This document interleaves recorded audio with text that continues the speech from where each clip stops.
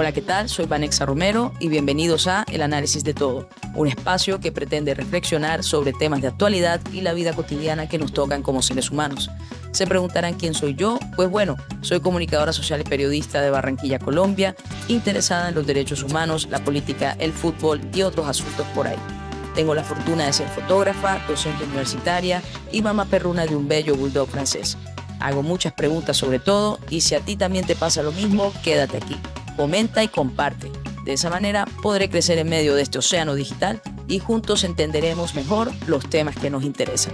Sin más que decir, esto es el análisis de todo de hoy. Un síntoma de época.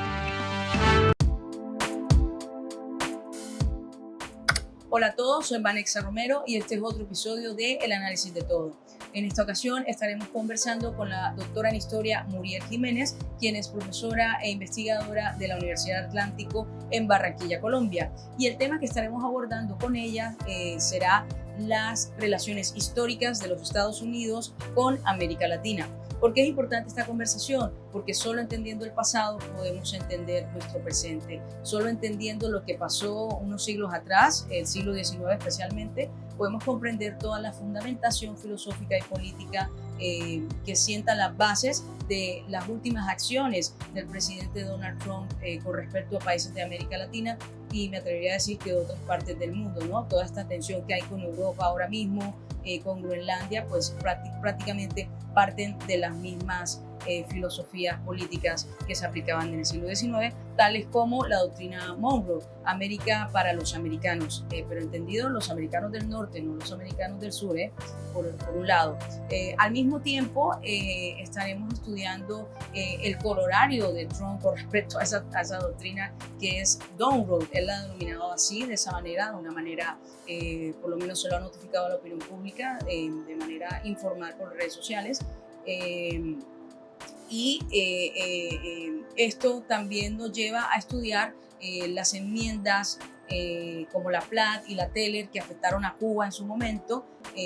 También nos lleva a estudiar lo que fue el Destino Manifiesto, que sigue manifestándose, sigue siendo aplicado de alguna manera en los Estados Unidos. Esta idea de que este es un pueblo elegido para llevar el progreso pues a otros territorios, ¿no? Y explica un poco estas ínfulas expansionistas de los Estados Unidos con respecto a otros territorios que no son de él, evidentemente, ya, pero que los hace de él, ¿no?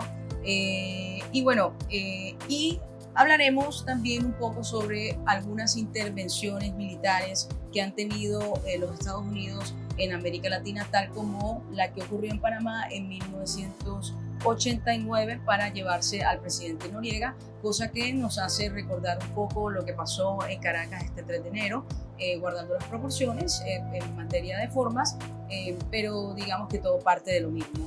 Entonces, sin más que decir, espero que esta conversación que tuve con la profesora Muriel sea de su agrado. Quiero recordarles al mismo tiempo que su like, un comentario, el darle compartir a este video va a ayudar a que este espacio crezca y yo pueda seguir teniendo estas conversaciones asincrónicas y omnipresentes con ustedes gracias a la magia del internet. Entonces, sin más que decirles, con ustedes la profesora Muriel Jiménez y nuestra conversación sobre las relaciones históricas de los Estados Unidos con América Latina. Hola, mi nombre es Muriel Jiménez Ortega, soy historiadora, soy doctora en historia, profesora e investigadora a tiempo completo de la Universidad del Atlántico. Me especializo en temas de violencia política, historia regional del siglo XX. Bueno, profe, primero que nada, muchas gracias por aceptar esta invitación a esta conversación de El Análisis de Todo, que es este espacio en donde pues, vamos a pretender analizar algunos temas como, por ejemplo, el que nos contrae pues, en esta ocasión, que sería pues, la relación histórica entre los Estados Unidos pues, con el Cono Sur, con América Latina especialmente, ¿no? A raíz de todas estas situaciones recientes que han ocurrido con Venezuela, las amenazas de intervención militar en México o con Colombia y demás situaciones que han generado pues, este segundo gobierno de Donald Trump en la presidencia de los Estados Unidos. En ese orden de ideas, profe, pues bueno, no sé si usted nos puede hablar un poco a grandes rasgos cómo han sido históricamente esas relaciones entre América Latina y los Estados Unidos, especialmente pues, bueno, en lo que ha sido con Panamá, Cuba, Venezuela, México y Colombia, ¿no? Entonces, si usted pudiera pues, darnos un poco de contexto sobre eso a nivel histórico. Bien, bueno, históricamente las relaciones que se han construido en relación con Estados Unidos han estado mediadas por las asimetrías y la dominación claramente de un país que se fue constituyendo progresivamente como una potencia del continente frente al rezago de los países de América Latina. Claramente ambos, tanto Estados Unidos como el resto de América Latina, empezó a transitar trayectorias distintas posterior a su independencia. Estados Unidos empezó un camino expansionista hacia el oeste, expansionista hacia su entorno marítimo, hacia el Caribe y Centroamérica. América Latina tuvo mayores dificultades para constituir sus estados nacionales, sumidos la mayoría de las veces en guerras civiles, en sobreendeudamientos, en territorios más difíciles de dominar, que impactaron en la manera como se constituyeron como estados y cómo se consolidaron económicamente a lo largo del siglo XIX frente a lo que fue la trayectoria de Estados Unidos, que le permitió fortalecerse y consolidarse como una gran potencia económica ya a finales del siglo XIX. Ok, usted acaba de mencionar que Estados Unidos precisamente tenía pues esta convicción o este mandato expansionista desde su fundación, ¿no? En 1776, si no estoy mal. ¿Cómo logró añadir ese nuevo territorio, este nuevo estado llamado Estados Unidos, después de su fundación? Sí, ahí lo clave es entender que Estados Unidos se independiza de Gran Bretaña, mientras que América Latina lo hace en su mayoría pues, de España, digamos, distinto a lo que pasó en Brasil, que tenía también otro tema, tensión con Portugal. Estados Unidos inicia siendo 13 colonias, son las 13 colonias que se independizan, que empiezan ubicadas sobre todo en la costa este. Los territorios al oeste seguían siendo de dominio de Gran Bretaña, buena parte. Después que se independizan, Estados Unidos no es que se independice y queda siendo un país pleno y libre y ya, realmente ya habían otros desafíos. Entre otras cosas, las tropas del Reino Unido seguían en la frontera oeste, seguían teniendo presencia en el Mar Caribe, ¿verdad? Seguían teniendo posesiones en el Caribe. Entonces, Estados Unidos también fue una república joven que empezó a tener estos desafíos cercanos. Al mismo tiempo en que se independiza Estados Unidos y años posteriores empieza la guerra de Francia con España, todo el tema, la expulsión de Napoleón, y eso le permite a Estados Unidos hacerse temporalmente de un nuevo aliado que es Francia, que le sirve de alguna manera como contención frente a la amenaza de que Gran Bretaña volviera a tomarse pues sus antiguos territorios. Lo primero que ocurre es que se negocia Luisiana, el territorio de Luisiana con Francia, se lo compra, Napoleón ahí lo vende, son 15 millones de dólares, entonces todo ese territorio que va desde la frontera, más o menos la actual, o sea, lo que hoy es New Orleans, ¿no? de sur a norte, toda esa gran parte. Luego hay una primera expansión a ese primer oeste, ¿no? Ahí se ruedan un poco a ese primer territorio. Luego, en el marco de otras guerras que empiezan a tener las grandes potencias de la época, que era pues Francia, España y Gran Bretaña, disputándose tanto la guerra en la península, ¿no? Recordemos que Napoleón invade España, secuestran al rey, disputan territorios en el Caribe y en América Latina. Estados Unidos luego negocia Oregón con Gran Bretaña, ¿no? Y también ahí hay una negociación. Ahí viene todo el impulso de seguir extendiéndose al oeste. Ahí se puso de moda en la prensa, sobre todo en la opinión pública escrita, esta tesis del destino manifiesto. Esto lo acuñó un periodista, pero fue un asunto que se construyó luego como una idea, como una suerte de doctrina de progreso, una idea de progreso de Estados Unidos sobre su idea de frontera, que plantea básicamente que ellos eran una nación civilizada que estaba destinada a colonizar y a llevar la civilización hacia esos territorios agrestes. Eso implicaba claramente también una mirada pues, racista frente a los territorios indígenas que existían, ¿no? Ahí eran territorios ocupados en su mayoría por pueblos indígenas, por pueblos originarios, y ellos sentían que estaban llamados a colonizar y a hacer riqueza y a llevar el progreso, entre comillas, y la civilización a esos tierras. Entonces se convirtió esto como una suerte de pulsión, casi parte de la cultura popular de la época. O sea, nace incluso vamos a encontrar poemas, canciones, toda una suerte de utopía frente al viejo oeste, como la promesa también, la promesa para esos migrantes que están llegando de Reino Unido buscando oportunidades, como la promesa de extenderse. Y eso empieza también acompañado de una política de colonización de tierras, ¿no? La persona que se iba para el oeste tenía una promesa de entrega y titulación de tierras y de poner a producción esa tierra, y lo que le prometía una suerte de riqueza y de futuro para su familia. Entonces, ese impulso motivó esa mirada expansionista hacia el oeste. Con esto quiero decir que no fue solamente una política perversa desde arriba, digamos, sino que también se cultivó en las bases mismas de la sociedad estadounidense de la época, ¿no?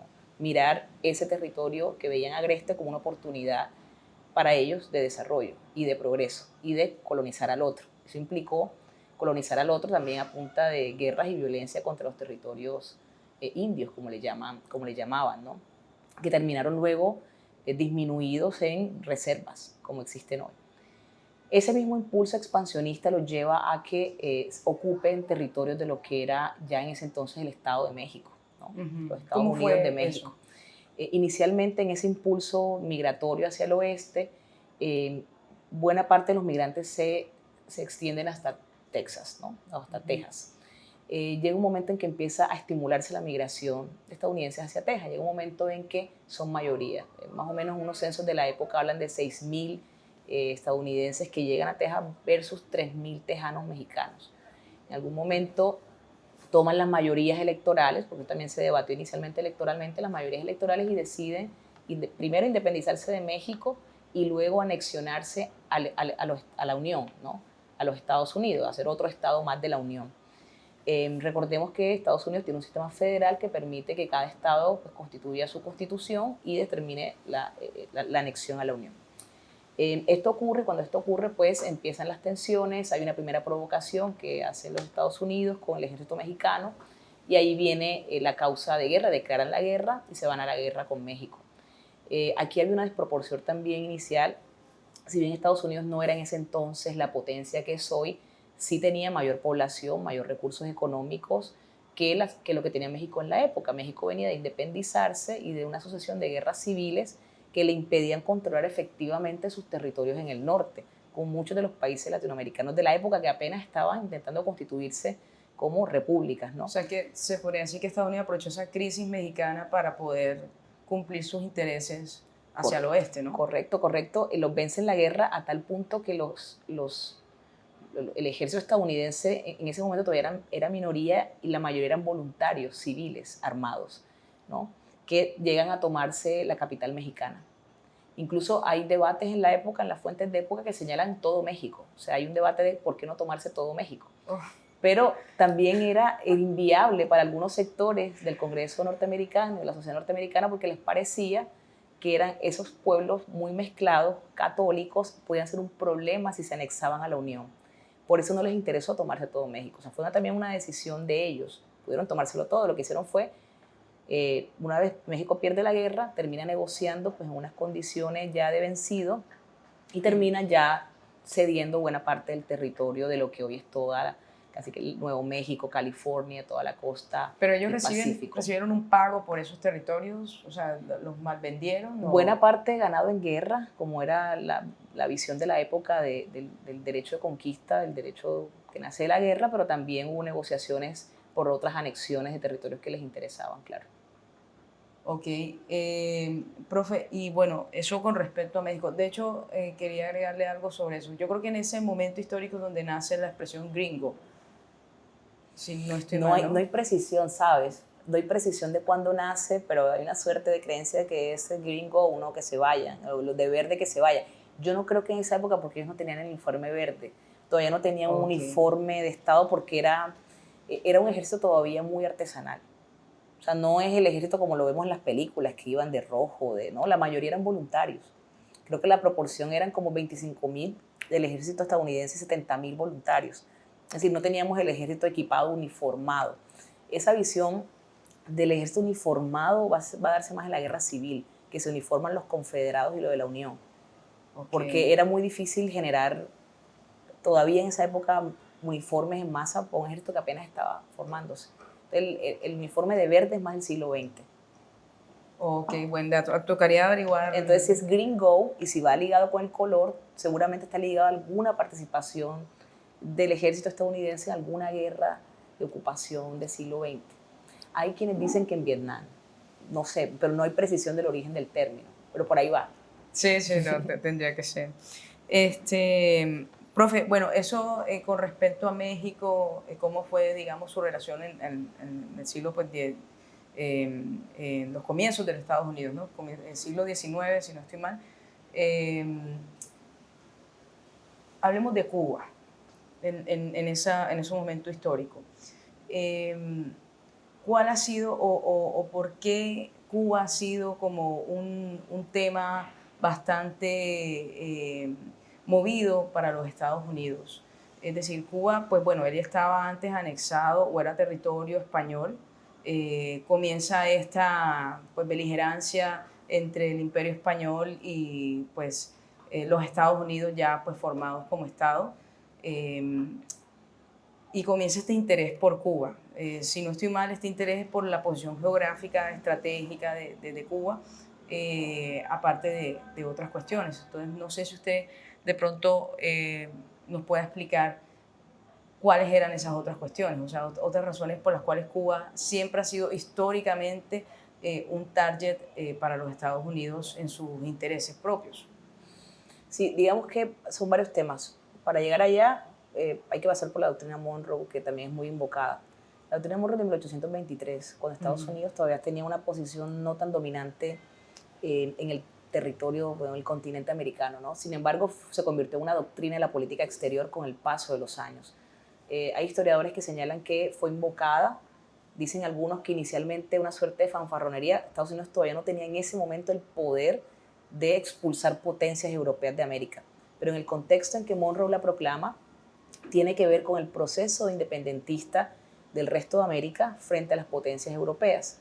Estados Unidos dice América para los americanos en clave de aquí las potencias europeas no tienen más nada que hacer.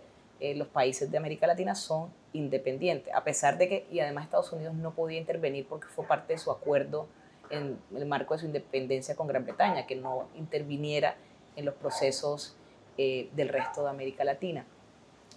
Luego de eso se actualiza la doctrina con Roosevelt en 1904. Hay un proceso antes de llegar a lo de Cuba que tiene que ver con otro expansionismo que logra Estados Unidos a nivel económico y comercial, que tiene que ver con lo que pasó en Panamá. Es decir, en la expansión de rutas comerciales, una vez ya ellos se expanden de costa a costa en su continente, empiezan a abrir rutas comerciales para comerciar con el mundo. Y hay una suerte de intención de imperialismo económico, le han llamado algunos. Ahí tenemos el caso de la United Fruit Company, por ejemplo, el caso también de las petroleras que se empiezan a ubicar en los países de América Latina, el interés en Panamá. Entonces ahí coincide, por un lado, en efecto, unos impulsos nacionalistas que existían en el departamento de Panamá, no solo en el departamento de Panamá, muchos departamentos de la costa colombiana también tenían tensiones con Bogotá como capital y había una suerte de tensión de separarse de la República. En el caso de Panamá, Estados Unidos entronca sus intereses, ve la oportunidad de hacer un canal que conecte el Pacífico con el Atlántico, hace una suerte de acuerdo con las élites panameñas y lo que para Colombia fue la separación de Panamá, para los panameños fue la independencia de Colombia, que lo entroncó al tiempo con los acuerdos con Estados Unidos para la construcción del canal.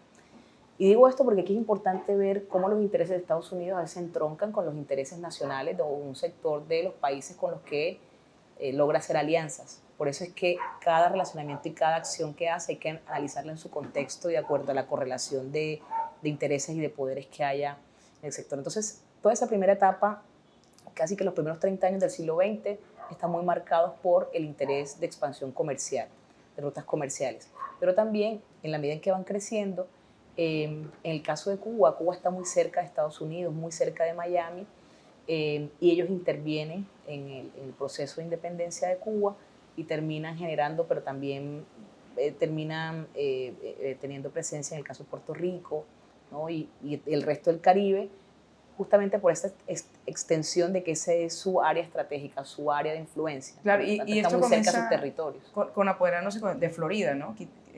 Adueñándose, porque era eso lo de los españoles. Sí, claro.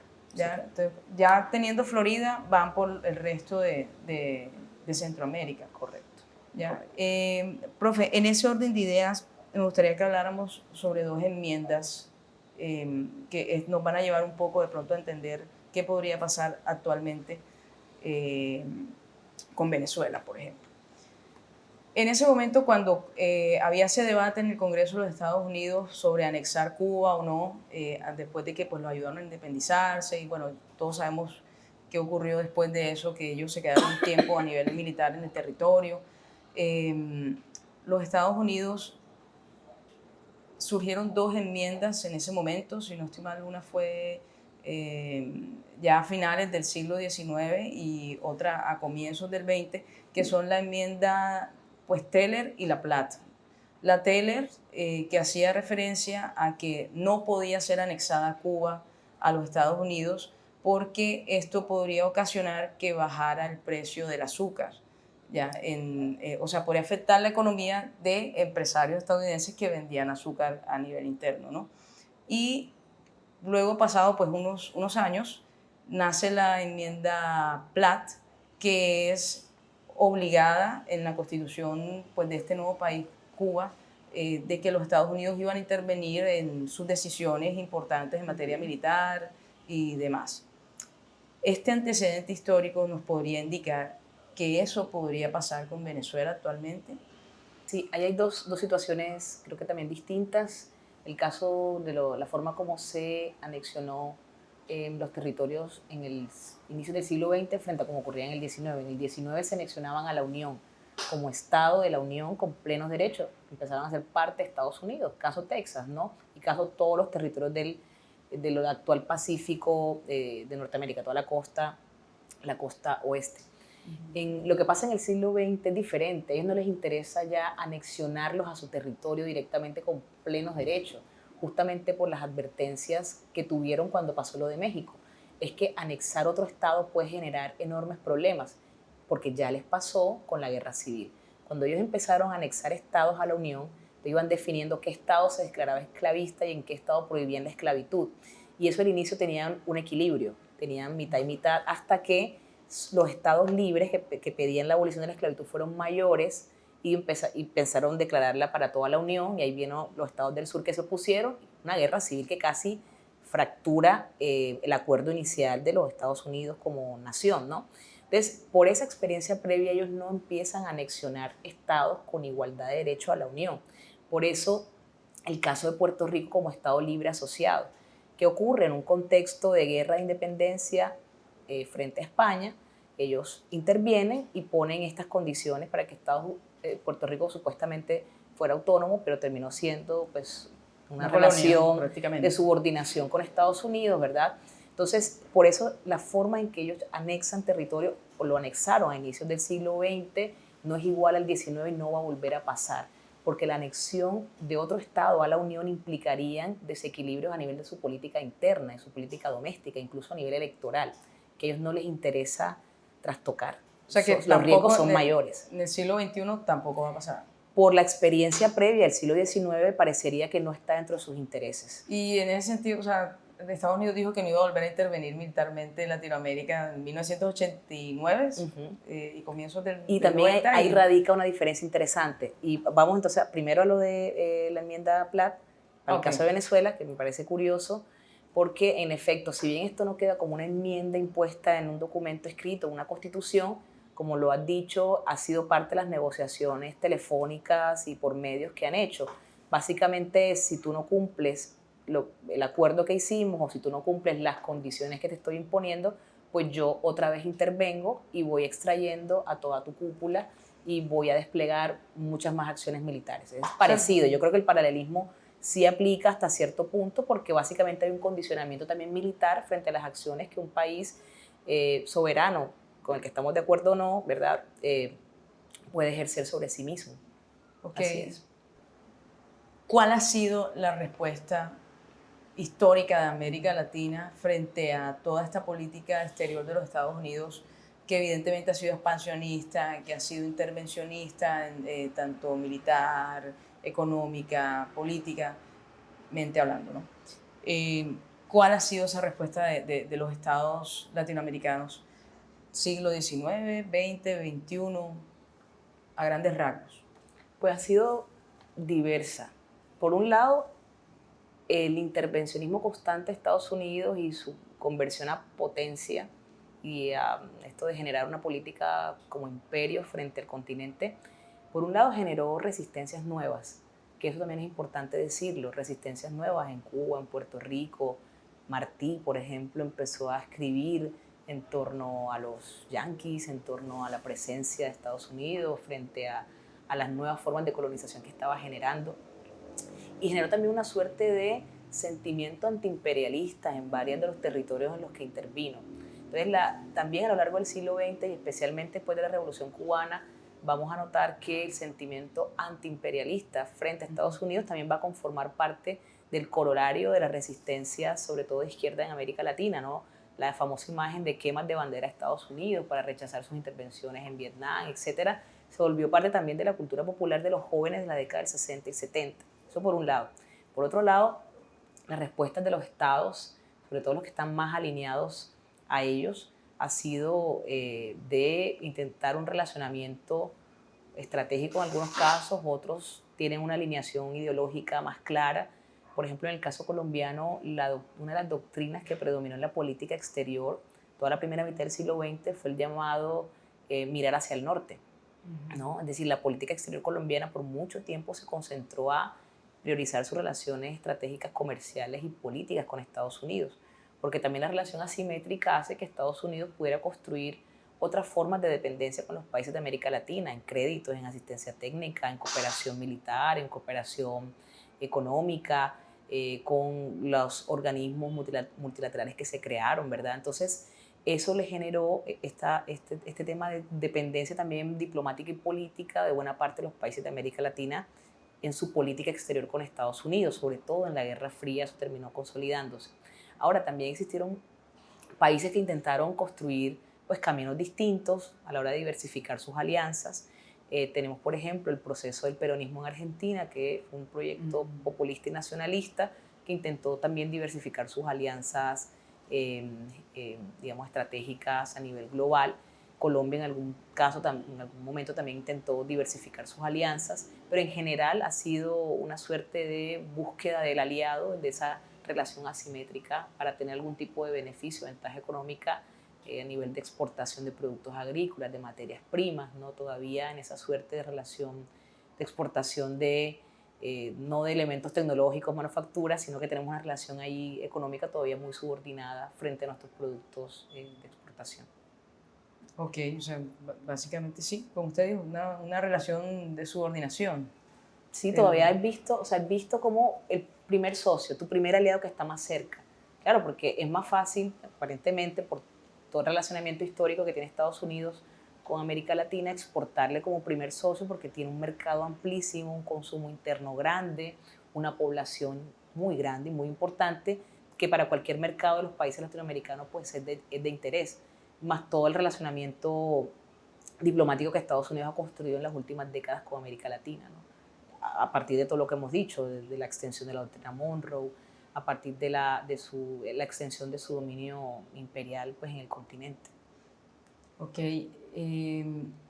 pero bueno, aquí ya me aqueja a mí una pregunta. O sea, claro, es nuestro primer aliado, el socio más cercano, la potencia que tenemos más cerca y que nos puede ayudar a crecer a nivel industrial y todo esto, pero tiene pues unos condicionamientos que impiden tal vez que los países de América Latina puedan crecer de una manera autónoma, de una manera verdaderamente soberana. O sea, lo digo en el sentido de que pues, está comprobado que los Estados Unidos interviene políticamente en las decisiones de países de América Latina.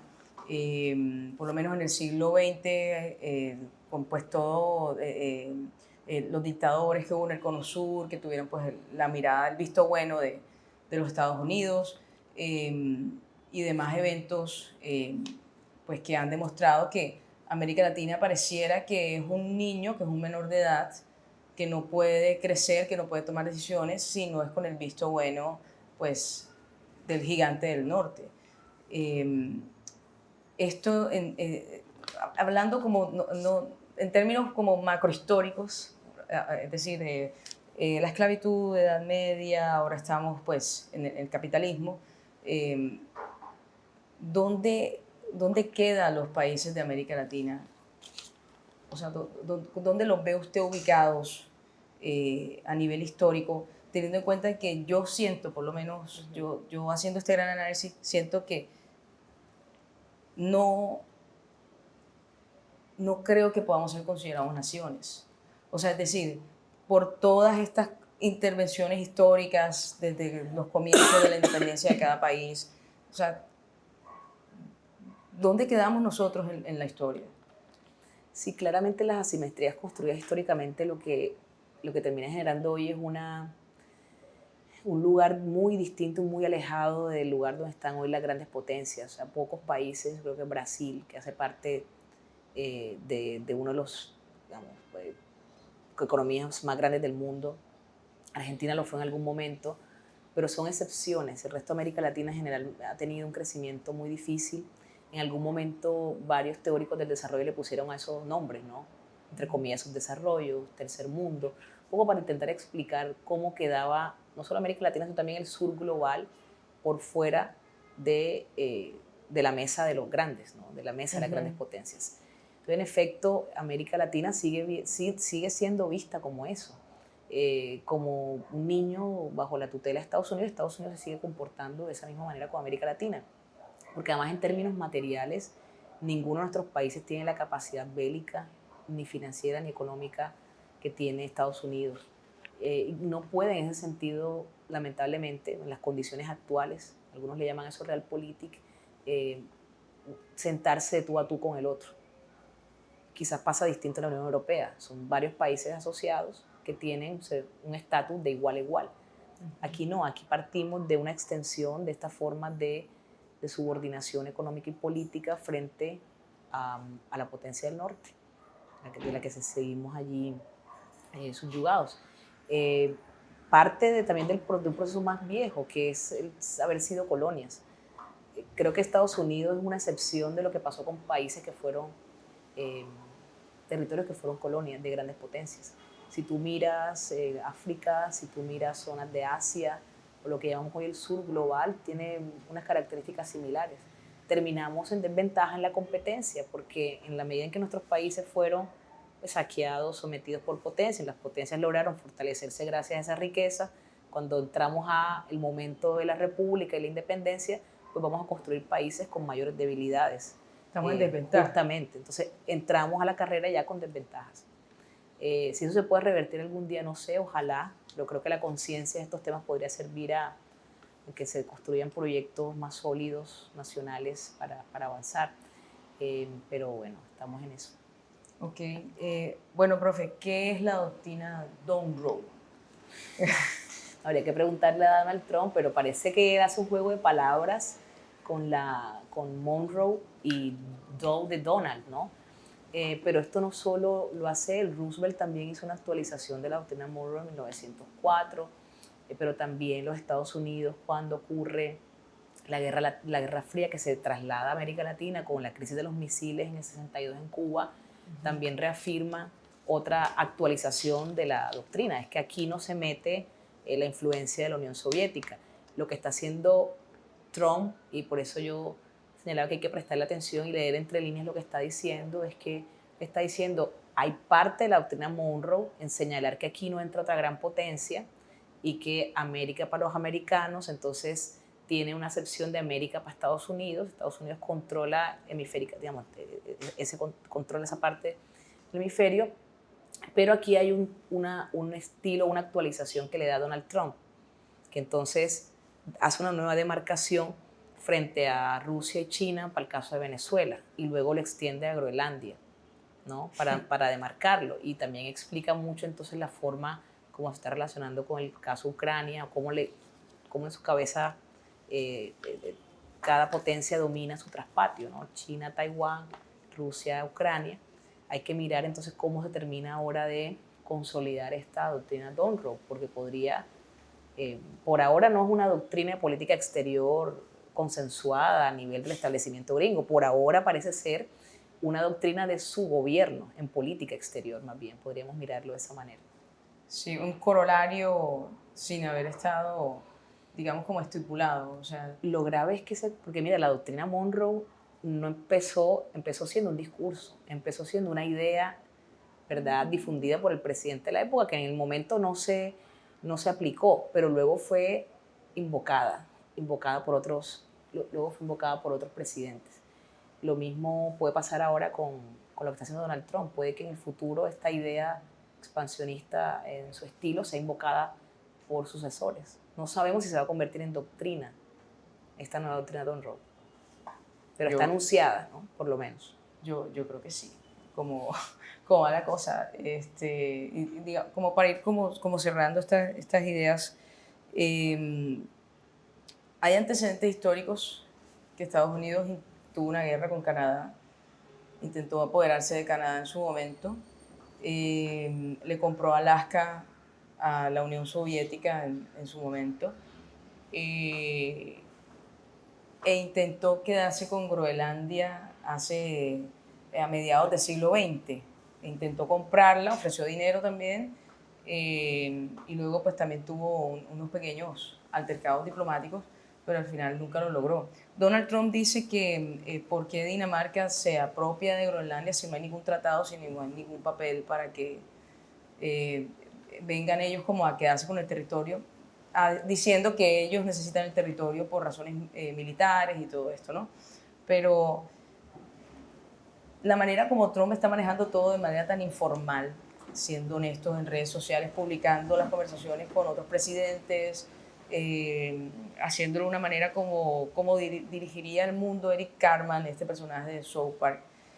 Si esto llega como a institucionalizarse, ¿cuál sería el efecto, pues, para la historia de la humanidad? O sea, si aceptamos esta manera como se está manejando la política exterior de los países, ¿no? Como un bullying. ¿Cuáles serían las consecuencias o cómo quedarían los libros de historia eso, bajo su perspectiva muy, muy personal? Lo que pasa, lo que te decía, me cuesta vislumbrar qué va a pasar en el futuro porque ahora mismo tenemos varios escenarios abiertos que pueden ocurrir, que pueden no ocurrir. Pero hasta ahora lo cierto es lo que has dicho.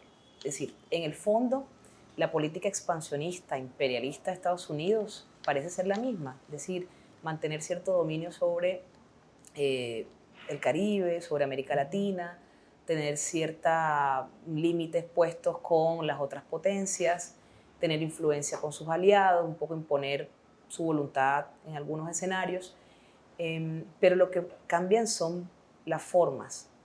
Cambian las formas y cambian también el tipo de operaciones que están haciendo. Lo que vimos en Venezuela es muy distinto a lo que pasó en Panamá en el 89, muy distinto a la forma como se desplegaron en Medio Oriente en los 90 y en el 2000. Pero no sabemos qué va a pasar, pero sí puede ser que Trump no sea el causante de que cambien la forma, sino un síntoma de cómo están cambiando también los tiempos actuales. Porque no es casualidad que personajes como Trump, como Milei, en su momento Bolsonaro, miremos otros personajes similares en la derecha europea, están entendiendo otras formas y otros lenguajes de la política, más directos, más fáciles de entender, más visuales, mediados por música, muy histriónico, muy el espectáculo de la política hecha espectáculo, pero están siendo más efectivos para enviar los mensajes. Es decir, al volver la política un espectáculo, logra comunicar más fácil, mantener una base política, guardando todas las proporciones, porque no, ideológicamente no está en la misma orilla. Petro tiene un estilo en algunas cosas similar, directo, pelea por Twitter, da órdenes por Twitter, dice cosas que están por fuera del libreto. Es decir, yo creo que ya hay una tendencia a que las formas del Estado que conocimos del siglo XX van a ir cambiando. Y esa idea de que la diplomacia se manejaba a nivel secreto y no se exponía tan directamente las estrategias, las formas, va a ir cambiando. O sea, la gente cada vez está demandando esta comunicación directa con las personas. Mira que coincide culturalmente con el ascenso de TikTok, la rapidez para comunicarse, la gente está estudiado, la gente se concentra menos. Estamos bombardeados de información, las formalidades ya gustan menos.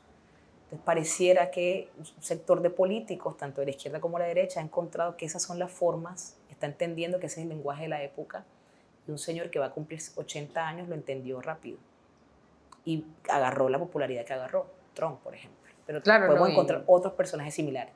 Entonces, que están llevando las formas del Estado a la forma como hicieron política, a las formas como se está moviendo culturalmente el mundo. Sí, eso es grave, sí, porque cambia las reglas de juego que conocíamos, que hasta cierto momento nos generaban cierta tranquilidad en que había un respeto por las reglas, en que se pueden respetar los derechos humanos, pero si miramos históricamente, puede que esa idea que tenemos sean los acuerdos de la posguerra, después de la Segunda Guerra Mundial. Eso acabó en el 48. Han pasado décadas, estamos en 2026. Entonces no sabemos cuáles sean los nuevos consensos que hagamos de aquí en adelante. Si viene otra guerra, si no otra guerra. Lo cierto es que las formas en que se hacía la política están cambiando. Y las formas como se generaba la política exterior están cambiando. Que volvamos a las formas de antes, por ejemplo, lo que quieren hacer algunos líderes europeos, no sabemos si esas formas vuelvan. Difícilmente las formas viejas vuelven al presente. Por lo general se van transformando. Entonces, no sé hacia qué escenario nos desboquemos. Lo cierto es que Trump es un síntoma de época, no el causante, es un síntoma. Él llega allí porque vamos hacia una transición política y cultural de las formas como nos relacionamos con el mundo. Sí, o si es un síntoma, también puede ser que haya una enfermedad. Claro, por supuesto, por supuesto. Bueno, profe, ¿qué diferencia existe entre lo que pasó en Panamá en 1989 con pues, la intervención militar de los Estados Unidos en busca del presidente Noriega con respecto a lo que pasó el 3 de enero de este 2026, pues con la intervención en Caracas y que se llevaron a Nicolás Maduro de la forma tan espectacular como lo hicieron?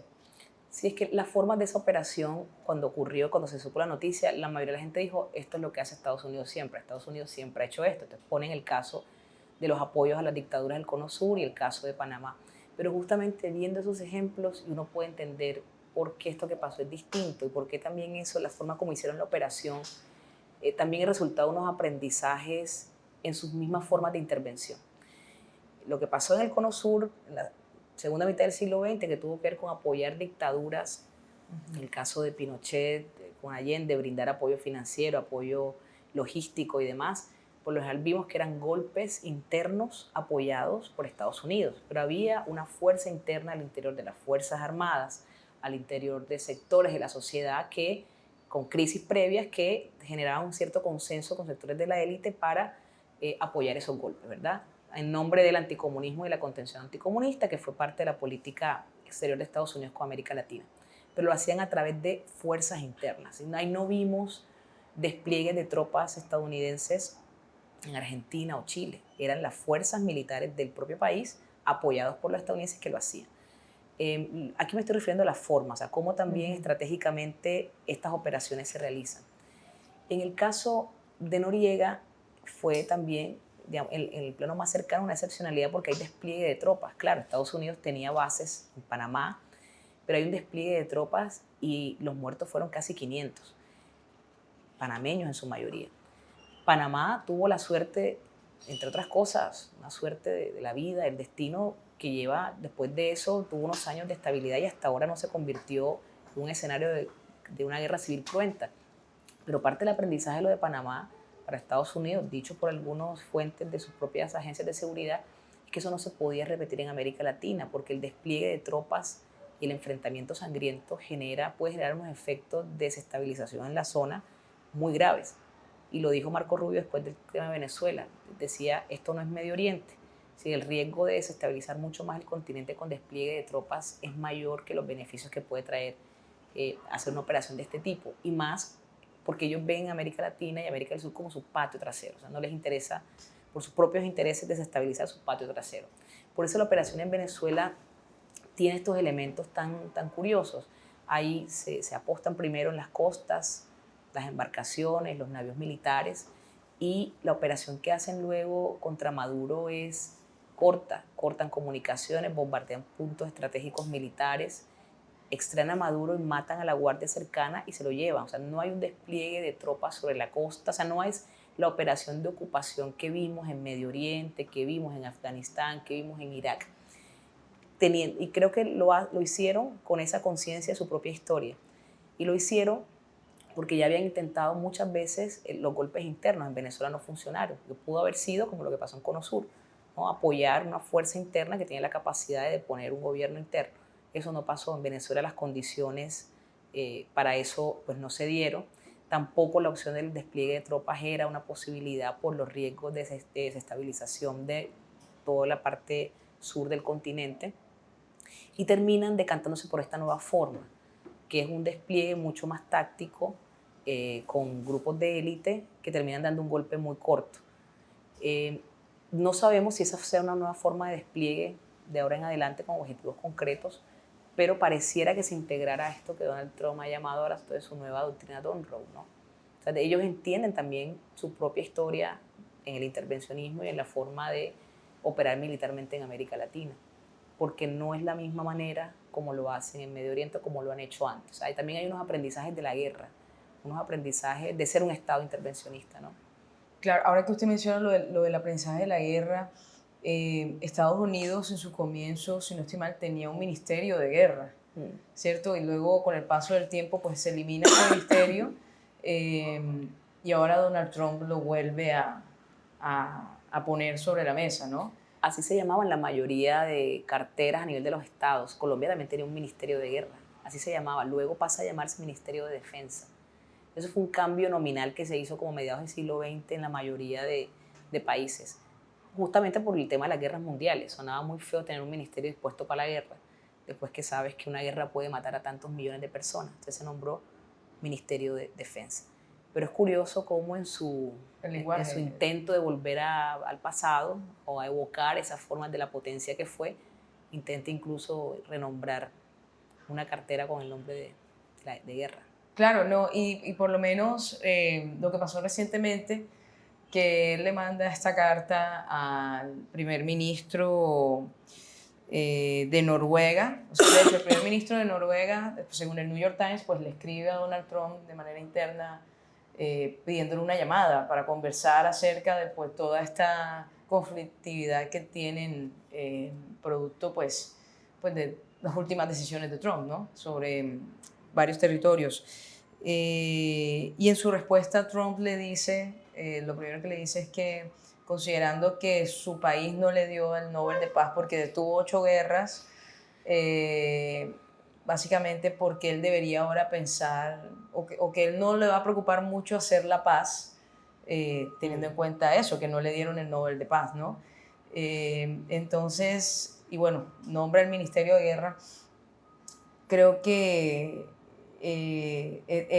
ha sido más que clara las intenciones imperialistas del gobierno de los Estados Unidos, que bueno, creo que también podríamos decir, esto podría generar un cierto debate, pero yo creo que la historia se repite y el Imperio Romano cayó por pretender ser expansionista, ¿no? Si bien los Estados Unidos aprenden de su propia historia, no sé si están aprendiendo de la historia de la humanidad en general, porque cuando un imperio pretende crecer tanto, hay demasiados riesgos que podrían provocar que caigas en tu propio territorio, y sabemos ahora lo que está ocurriendo internamente en los Estados Unidos con el caso de ICE, por ejemplo, que ya hay ciudadanos norteamericanos armados en ciertos estados. Recientemente, pues bueno, murió esta ciudadana Renee Good, que era pues una mujer pues blanca, todo el estereotipo pues de lo que podríamos llamar una ciudadana estadounidense, que no tiene nada que ver con la migración. Si bien ella ayudaba pues a detener, a denunciar a ICE, pero quedó más que claro que fue un asesinato. Entonces, creo que ha quedado bastante evidencia de que Eric Cartman a veces aprende y a veces no aprende No, de acuerdo, porque además el reemplazo de las formas, y él está usando las formas del bully a nivel internacional para presionar incluso a sus aliados, puede traer problemas a futuro. No sabemos cuáles. Lo cierto es que sí, el descrédito de Estados Unidos a nivel internacional como en su diplomacia está cada vez más cuestionado, y también en su política interna hay problemas. Claro. Los excesos en cualquier sistema se agotan a la gente. un demasiado poder concentrado agota. Incluso parte de MAGA está en contra del intervencionismo militar de Estados Unidos. O sea, el sector que representa J.D. Vance tiene cuestionamientos con ese tema. Y por su parte tiene otra facción de los migrantes latinos de derecha de la Florida que también están cuestionando los excesos de ICE. Entonces hay un momento en el que tú no puedes tener tanto exceso de poder y de represión y de uso de la fuerza bruta, porque en algún momento la sociedad se va a agotar y puede que no te aprueben, pues, tu comportamiento y tu proyecto político fracase, como le pasó la primera vez, ¿no? Entonces hay que ver cómo se desenvuelven las cosas, pero lo cierto es que sus aprendizajes no son necesariamente para bien ni por bondad. A veces aprenden para mayor letalidad en el caso de la política exterior, en el caso de las operaciones, que probablemente nos va mostrando que cada vez son más puntuales, entonces, pero porque quieren arriesgar menos hombres en tierra, más letales porque tienen drones, probablemente se especialice mucho más a nivel tecnológico las formas como intervienen. Puede que lo veamos en los años por venir, no sabemos con la inteligencia artificial qué siga pasando, cómo siguen especializando su aparato militar. Pero también es cierto que ninguna potencia es eterna. O sea, eso sí lo demuestra la historia. Todas las potencias, los imperios se han transformado, han cambiado, algunos han caído, ¿verdad? Hoy estamos viviendo este escenario de 3 grandes potencias. Vamos a ver qué ocurre en los años siguientes. Este es un siglo nuevo. Estamos en el 2026 de un siglo nuevo. Los primeros 30 años. Alguna vez el siglo XX también en sus primeros 30 años tuvo cambios y transformaciones. Entonces, miraremos a ver si nos va a tocar vivirlos a nosotros o a las generaciones futuras. Claro, una última cuestión. ¿Cómo le llamaría a usted este periodo de la historia? Estos primeros 26 años del siglo XXI, por lo menos. No sé. No sé, porque todavía hay quienes dicen, Eric Hobsbawm decía o dijo, el difunto Eric Hobsbawm, un historiador muy importante, que el siglo XX comenzó en 1914. Porque en 1914 empezó a desmoronarse el mundo que se construyó antes del siglo XIX, cuando cayeron los grandes imperios, cuando cayó el imperio austrohúngaro, Gran Bretaña, en fin. Hay quienes dicen que el siglo XX todavía está muriendo.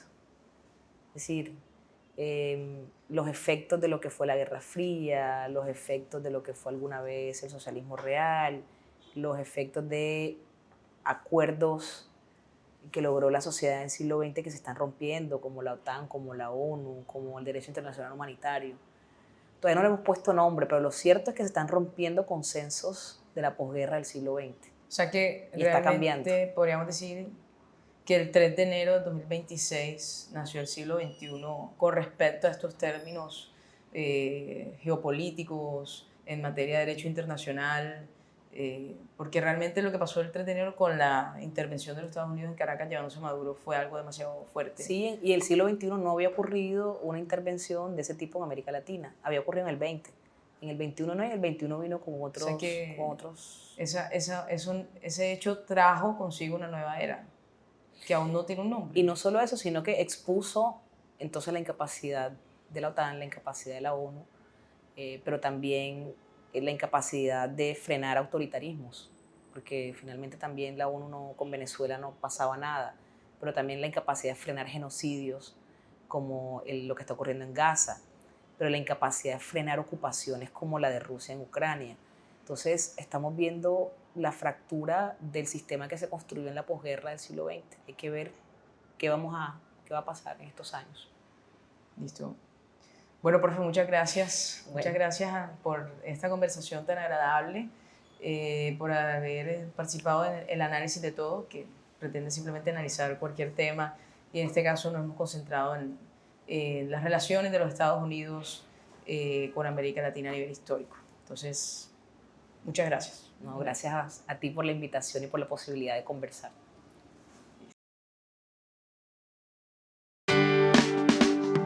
Bueno, amigos y amigas, ese fue el análisis de todo de hoy. Nos veremos en una próxima y no olviden suscribirse, comentar y compartir. De esa manera me van a ayudar a crecer en este océano digital. ¡Nos pillamos!